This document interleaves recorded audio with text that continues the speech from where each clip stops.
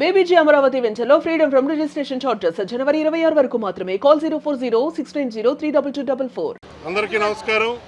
Telugu Desam party భవిష్యత్ రథసారథి, ఆంధ్ర రాష్ట్ర భవిష్యత్ దిక్సూచి నారా లోకేష్ గారి జన్మదినం సందర్భంగా ఈరోజు గుంటూరు నగరంలో వినూత్నంగా వివిధ రకాల శకటాలతోటి ఒక భారీ ర్యాలీని నిర్వహిస్తున్నాం.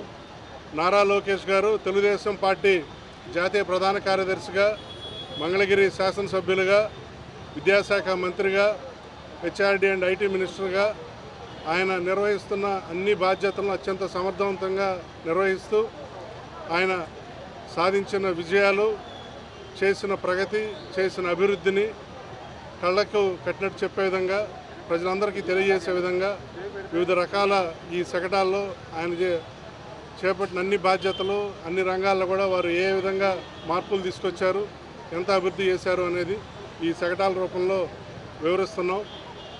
తెలుగుదేశం పార్టీ జాతీయ ప్రధాన కార్యదర్శిగా నాడు యువగళం పాదయాత్ర చేపట్టి పార్టీని అధికారంలోకి తీసుకురావటం, అలానే భారతదేశంలోని ఏ రాజకీయ పార్టీకి లేని విధంగా 1 కోటి సభ్యత్వాలతో రికార్డు సృష్టించడం, అలానే కార్యకర్తలకు అండగా దేశంలోని ఏ రాజకీయ పార్టీ ఉన్న విధంగా 5 లక్షల బీమా సౌకర్యం కల్పించడం, అలాగే ఏ ఊరు వెళ్తే ఆ ఊరు అక్కడ ప్రజా దర్బారు నిర్వహించి అనుక్షణం ప్రజలకి, కార్యకర్తలకి అందరికీ అండగా ఉంటాం.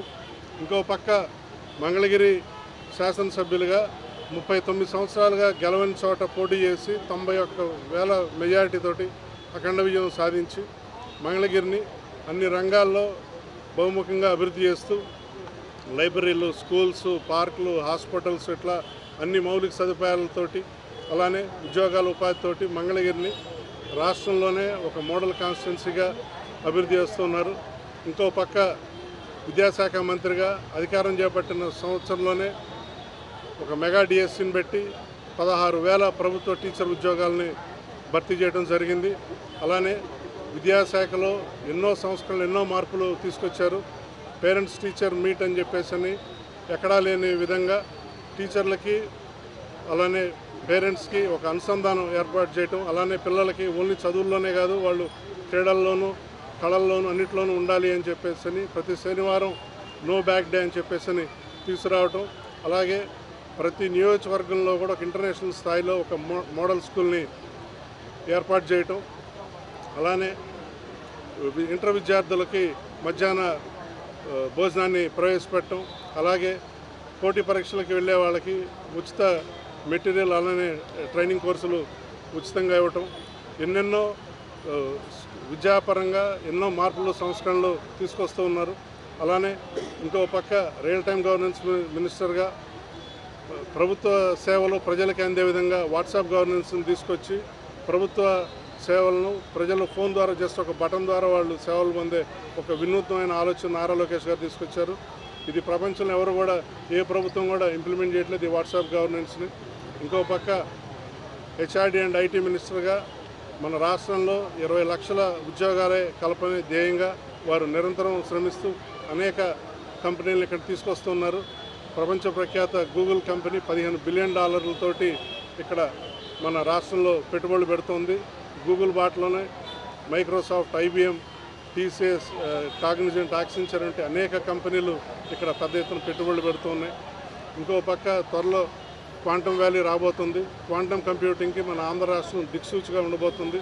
నాడు హైదరాబాద్ని ఐటీ ద్వారా చంద్రబాబు నాయుడు గారు ఎంత అభివృద్ధి చేశారు, అలానే రేపు రాబోయే ఈ క్వాంటమ్ వ్యాలీ ద్వారా ఇక్కడ లక్షలాది ఉద్యోగాలతోటి ఆంధ్ర రాష్ట్ర భవిత మారబోతోంది. దీనికి కూడా ప్రధాన కారణం నారా లోకేష్ గారి చొరవే.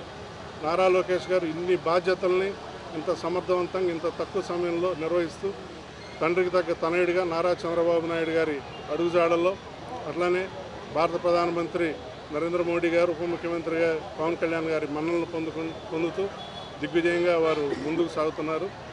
వారు చేస్తున్న ఇప్పుడు నేను చెప్పిన కొన్ని ఇంకా ఎన్నో ఉన్నాయి, అవన్నీ కూడా ఈ శకటాల్లో సౌకర్యంగా వివరించడం జరిగింది. వారు ఇలానే దిగ్విజయంగా ముందుకు సాగాలని వారికి జన్మదిన శుభాకాంక్షలు. ఈ కార్యక్రమానికి ఇంతమంది అజరథ మహారథులందరూ ఇక్కడికి ఇచ్చేశారు. వారందరికీ పేరు పేరున ధన్యవాదాలు, కృతజ్ఞతలు. ముందుగా ఈరోజు రాష్ట్రంలో ఉన్నటువంటి యువతకు మార్గదర్శిగా, తెలుగుదేశం పార్టీ భవిష్యత్తుగా, ప్రజలకు ప్రభుత్వానికి వారధిగా, యువగల సారథిగా ఉన్నటువంటి మన ప్రియతమ నాయకులు నారా లోకేష్ గారి జన్మదినాన్ని పురస్కరించుకొని ఈరోజు వినూతనంగా ఎంతో అద్భుతంగా ఆయన చేసినటువంటి కార్యక్రమాలు కానీ, ఈ రాష్ట్ర అభివృద్ధిలో నారా లోకేష్ అనే ఒక యువకుడు గతంలో ఎన్నికల్లో ఓడిపోయినప్పటికి కూడా ఎక్కడ ఓటమికి భయపడకుండా ప్రజాసేవ ద్వారా ప్రజల మన్నలను పొందాలనేటువంటి ఒక ఏకైక లక్ష్యంతో ఈరోజు తిరిగి అదే నియోజకవర్గంలో 90,000 మెజారిటీతో గెలిచి ప్రజలకు వారధిగా ఈరోజు అనేక అభివృద్ధి కార్యక్రమాలతో పాటు, సంక్షేమ కార్యక్రమాలతో పాటు విద్యాశాఖకు సంబంధించి గతంలో ఎవ్వరు ఆలోచించినటువంటి విధంగా కూడా ఈరోజు పెను మార్పులకు శ్రీకారం చుట్టినటువంటి పరిస్థితులు. అటువంటి మహానాయకుడిని రాష్ట్రంలో ఉన్నటువంటి ప్రతి ఒక్క యువత కూడా, ఆనాడు అన్న నందమూరి తారక రామారావు గారు తెలుగువారి ఆత్మాభిమానాన్ని ప్రపంచానికి చాటి చెప్తే, చంద్రబాబు నాయుడు గారు ప్రపంచంలో తెలుగువారి ప్రఖ్యాతిని పెంచేటువంటి కార్యక్రమాలు చేస్తే, ఈరోజు ఆంధ్ర రాష్ట్రం వైపు ప్రపంచం చూసేటువంటి విధంగా చేసినటువంటి నాయకుడు నారా లోకేష్ గారు. ఎందుకంటే ఈరోజు గూగుల్ లాంటి సంస్థలు వేల కోట్ల రూపాయల పెట్టుబడులతో, ఆర్సెల్ఆర్ మిట్టల్ కానీ, అలాగే కాగ్నిజెంట్ కానీ అనేక కంపెనీలు ఈరోజు ఆంధ్ర రాష్ట్రం వైపు చూసి పెట్టుబడులు పెడుతున్నటువంటి పరిస్థితులు ఉన్నాయి. సాక్షాత్తు దేశ ప్రధానమంత్రి ఒక యువ నాయకుడిని ప్రశంసించేటువంటి ఈరోజు తీరు. ఎందుకంటే రాష్ట్రంలో దేశంలో అనేక మంది యువ నాయకులు ఉన్నారు. వాళ్ళందరికీ కూడా ఆదర్శంగా నిలిచేటువంటి విధంగా అనేక కార్యక్రమాలు ఈరోజు టెక్నాలజీ కానీ, అలాగే నిజమైనటువంటి సంక్షేమాన్ని ఆకాంక్షిస్తూ యువగళంలో పేద మధ్య తరగతి బడుగు బలహీన వర్గాల సమస్యలను కూడా తీసుకొని వారికి కావాల్సినటువంటి స్కూళ్లను మరమ్మతులు చేసేటువంటి కార్యక్రమం దగ్గర నుండి పిల్లలకు అవసరమైనటువంటి ప్రతి నిత్యం ఏదైతే క్వాలిటీ అయినటువంటి ఎడ్యుకేషన్తో పాటు వాళ్ళకు అనేక మార్పులు తీసుకొని వచ్చేటువంటి కార్యక్రమం, ఒక పక్కన ఐటీకి సంబంధించినటువంటి అభివృద్ధి కార్యక్రమాలు, అలాగే మానవుల డెవలప్మెంట్ కోసం స్కిల్ డెవలప్మెంట్ అనేటువంటి ఒక యాక్టివిటీని తీసుకొని ఈరోజు రాష్ట్రంలో వందలాది మంది యువకులకి మార్గదర్శిగా నిల్చున్నటువంటి నారా లోకేష్ గారి జన్మదినాన్ని ప్రతి ఒక్కరు కూడా ఈ రాష్ట్రంలో ఆయనందరినీ కూడా సుఖ సంతోషాలతో చూడాలని, ముఖ్యంగా మెగా డిఎస్సి పేరుతో ఈరోజు 16,000 కుటుంబాల్లో వెలుగు నింపినటువంటి నాయకుడిగా మనందరం కూడా అటువంటి నాయకుడిని ఆదర్శంగా తీసుకొని ఈరోజు రాజకీయాల్లో ఉన్నటువంటి ప్రతి ఒక్కరు కూడా